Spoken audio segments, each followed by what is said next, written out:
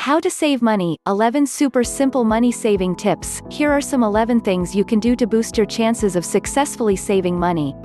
Not only for your short-term goals, like a holiday, but long-term ones as well, like building up a home deposit. 1. Make a budget. At the heart of any savings plan is a budget. Budgeting helps you prioritize your expenditure and find a balance between spending and saving across a whole year.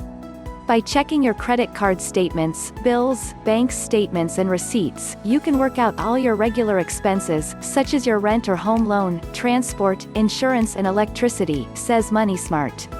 You then deduct these expenses from your income, your full or part-time job or casual work, pension, government benefits, child support payments, investments, etc.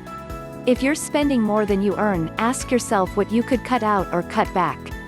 When working out your money priorities, says MoneySmart, think about which items you need for your basic living expenses and which are extras or things you could maybe do without if you needed to save some money. It's advisable to update your budget at least once a year. Or more frequently if your circumstances change significantly, e.g. getting or losing a job, having a baby. If you're spending more than you earn, ask yourself what you could cut out or cut back. Point 2. Track your spending. According to MoneySmart, we can fall into the trap of thinking spending on big things is what gets us into trouble, when often it's the little things that end up costing us more. That's why it's important to keep track of your day-to-day spending, so you don't live beyond your means. Your bank statement will tell you how much money is going into your bank account and how much is going out. You can then compare it with your budget to see whether you're sticking to it or not. You can then identify areas where you can save. Just the thought of having to track our spending can ward off impulse purchases. Point 3. Pay off your credit card. Paying your credit card in full and on time is the best way to avoid interest charges and late payment fees. To avoid missing your repayments, MoneySmart recommends setting up a direct debit payment. And you should pay more than the minimum required, otherwise you'll end up paying lots more in interest. If you can't be trusted with a credit card, CanStar recommends taking a leaf out of your grandparents' book, No Credit, No EFTPOS. Simply withdraw the cash you need for the week, and make it last. It may sound counterintuitive given the advice above, but Andrew Schrage, co-owner of Money Crasher Personal Finance, reckons one creative way to save money is to use your credit card more.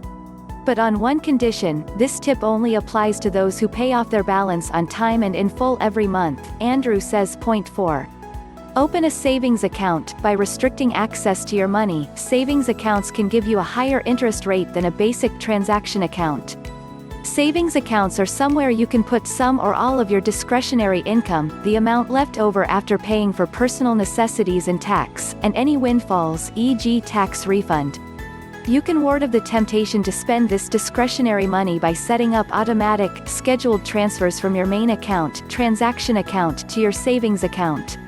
Kylie Travers, the CEO of Ocasio Enterprises, which owns and operates several personal finance websites, says rounding down your transaction account balance is a way to glean extra money for your savings account.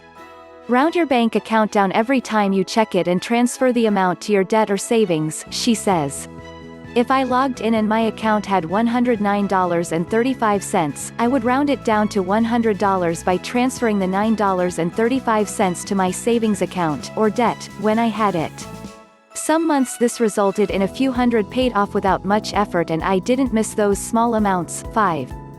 Focus on recurring expenses. While every little bit helps, it's your large, recurring expenses that provide the most fertile ground for boosting your savings, says the team at the Thrifty Issue. Go over your bank statements and look at all the things you have spent money on over the past year. Then see how much money you can save on them by, for example, refinancing your home loan, comparing insurance providers and other services. Spend a day going over it all and you can save thousands. 6. Control your impulses. Credit cards, ATMs and online shopping make it easier than ever to spend money.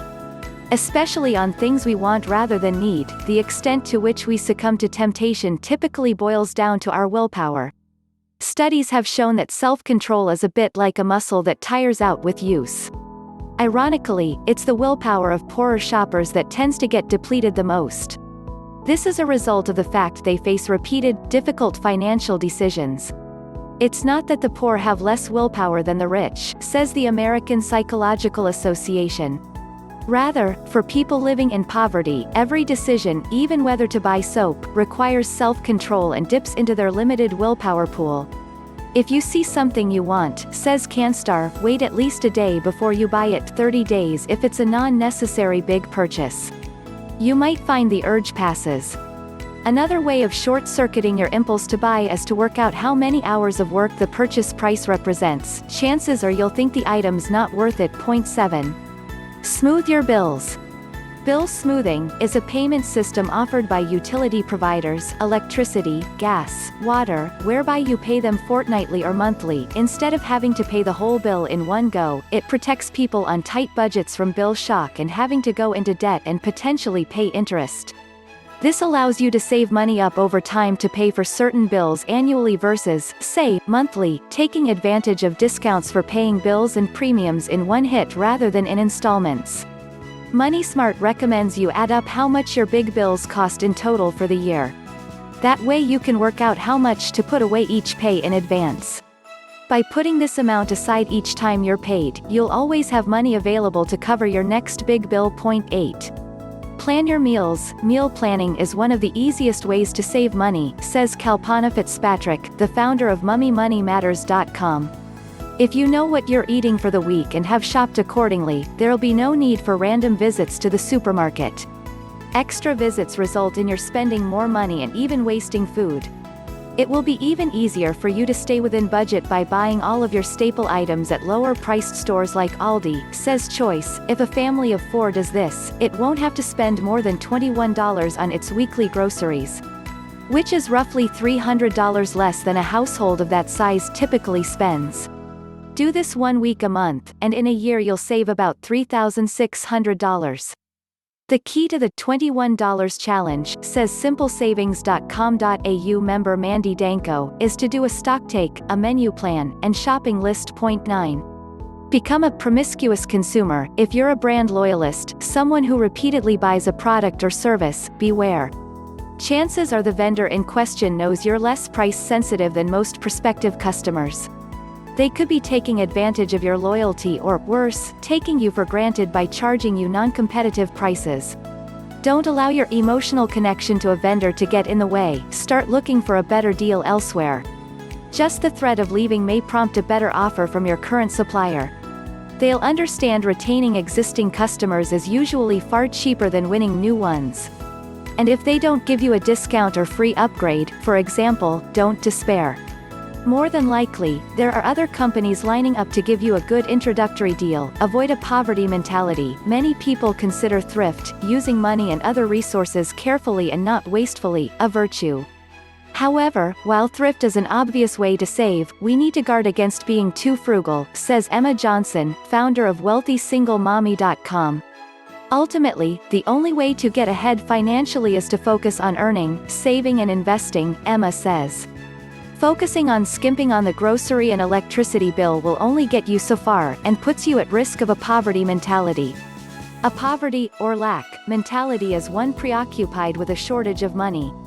These people tend to have self-limiting beliefs and to make decisions based on fear of loss or failure. In contrast, people with a prosperity, or abundance, mentality base their decisions on what the possible benefits are. Point 11. Use our Savings Goal Planner. Use budget.At's Savings Goal Planner to work out how much you need to regularly set aside to reach your savings target, and what discretionary spending you could cut in the process. The planner also allows you to upload an image of the thing you're saving for. Research shows pictures can provide you with added motivation to achieve your goal. Please like and subscribe to our channel.